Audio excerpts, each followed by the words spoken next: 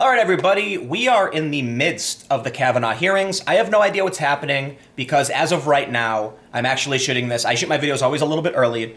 I have watched a lot of the hearing and testimony from Christine Blasey Ford, but stay tuned for my second channel, youtube.com/TimCastNews. At 6 p.m., I'm going to have a follow-up by then. So I want to point out in today's video the accusations against Brett Kavanaugh thus far, my opinions on some of the testimony. I've got this story pulled up from Fox News. It says, ahead of pivotal Senate hearing, witnesses surfaced who say Christine Ford may have mistaken them for Kavanaugh. And there's a few things. I want to go through all the accusations. There's 5 right now. And it seems that most of them are without credibility. The first thing I want to say, after reviewing all of the stories and claims made against Kavanaugh, I believe the only story that actually has some semblance of credibility is the story from Christine Blasey Ford. I have heard her testimony. And I'm going to say that personally, I do not believe she is lying for the most part. I do believe she has made some misleading statements. Most notably, in her testimony, she said she's afraid to fly. Then she was asked, how did she get to D.C.? She flew. She was asked about her vacations. She said she flew to Hawaii and Tahiti and Costa Rica and such. So I'm not going to believe that she's being overly honest or anything like that. But I don't think she's a liar. However, the point I want to make is memory is fallible. She may be mistaken. I don't know. But regardless of whether or not I believe her, the point is we need evidence against Kavanaugh, and we haven't any. So before I get into this mistaken identity thing, I'll point out many, if not, I believe all of the people she has said were at the party are denying knowledge of the party. Even her good friend who denied being at the party and said she didn't even know Brett Kavanaugh. So right off the bat, it's a bad start for Christine Ford. And in her testimony, the prosecutor, which is brought on by the Republicans, has pointed out some potential holes in her statement, which is normal considering it's been 36 years. But now, I don't want to get into too much of the testimony because it's still going on. I want to address the accusations, and you can use this as kind of a rough breakdown of the claims against the various accusers, not for, okay? So if you want to hear why people think they might be true, you go somewhere else. I'm going to go through the various news stories, from like Politico to the New York Times, and talk about the credibility of many of these people. So this story that I pointed out first, there are 2 people, apparently. It says, as an extraordinary series of uncorroborated, lurid, last-minute allegations threatens to derail his confirmation for Supreme Court, nominee Brett Kavanaugh and Christine Ford, the California professor accusing him of sexually assaulting her more than 3 decades ago, are set to testify before the Senate Judiciary Committee Thursday morning. That is currently going on as I'm filming this. They're in like a break right now, so by the time you're watching this, more will have happened, and I'm probably going to be missing some information, but just we're going to go through these allegations. So on Wednesday, Republicans said in a statement they received a more in-depth written statement from the man interviewed twice previously who believes he, not Judge Kavanaugh, had the encounter in question with Dr. Ford. GOP investigators also spoke on the phone with another man making a similar claim. So Ford has previously said there is 0 chance she would have confused Kavanaugh, and in her testimony she said she was 100% certain it was Kavanaugh. Now, I've brought this up to people, I've asked them about it, and naturally we see the impossible scenario of people who support Ford, typically Democrats, are going to say that obviously these guys are just trying to protect Kavanaugh, they're probably Republicans. But then you have people who are Republicans who already don't believe the story saying, look, now you've got 2 guys claiming they actually are the ones who did it. And for me, when I'm trying to weigh, both sides, I'm going to say, listen, we didn't have evidence in the first place. This is entirely irrelevant. Okay? I'm not going to just believe these 2 men when they say it happened because, yes, some people probably would try and defend Kavanaugh considering how crazy everything has gotten, but it's irrelevant.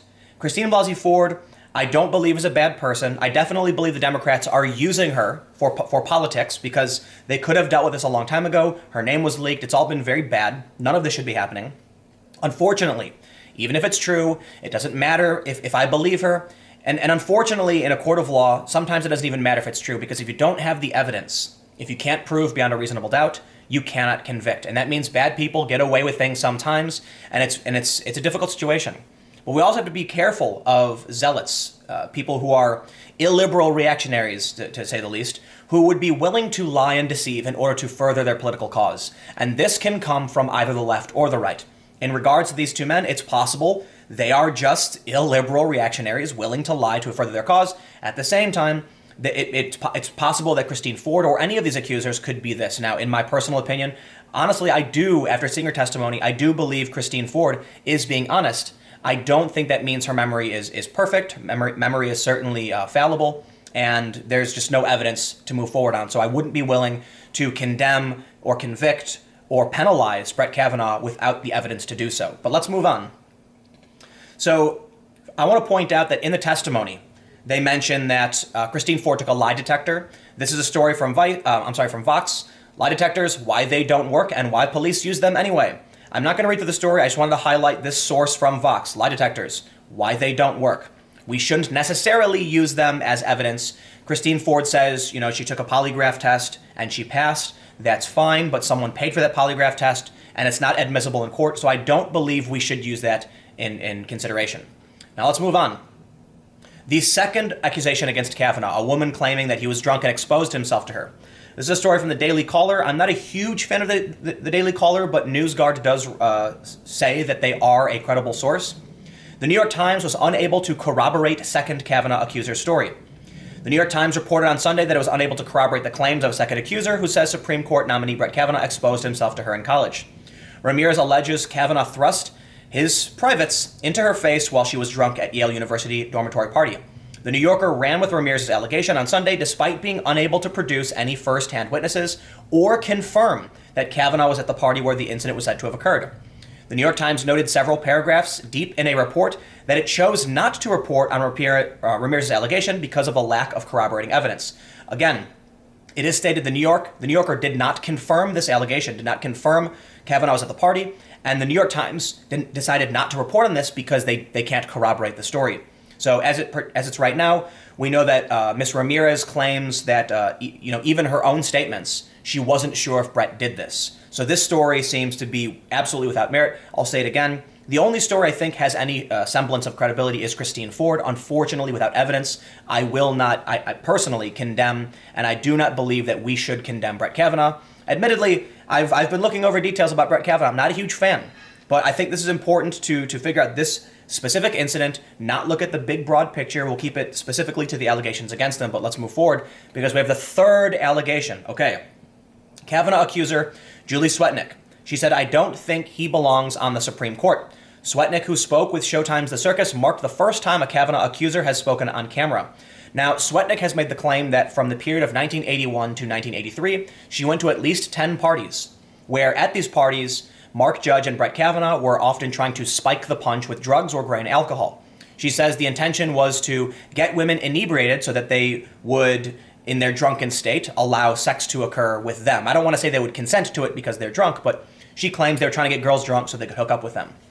She also claims that in 1982, she was a victim of one of these druggings and rapings at the party. She claims that Kavanaugh and Judge would be at these parties, and at some point they were in line to go in, that boys would line up outside of rooms to run trains on women. This is an absolutely extraordinary claim because we're talking about, for a period of around 2 years, over 10 instances of mass gang rape at parties where women were being drugged. And to many people, the story seems absolutely incredible. My personal opinion, I'm sorry.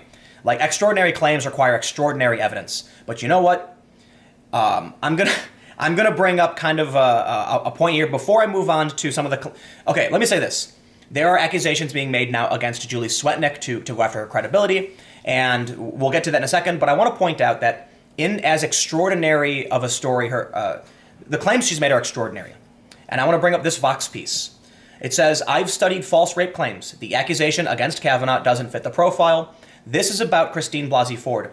Now, I have criticized this report from Vox in my coverage of the Kavanaugh incident because this woman claims to only have spent months reading accounts of false accusations. I wouldn't necessarily say that she is an expert. However, the point is, she says, false rape accusations tend to be dramatic, lurid stories.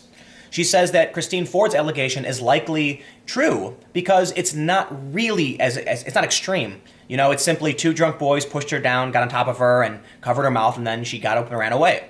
And in my opinion, that story is perfectly plausible, that a drunken 17-year-old would do something like that. And that's why I'm willing to say I don't think she's a liar, but again, without evidence, we can't do anything, and that's all I can really say. I'm trying to be fair to those to other people, right? However, this story run by Vox in an attempt by this person, I don't want to say Vox necessarily, to state that they believe Christine Blasey Ford has essentially provided a counter argument against Julie Swetnick.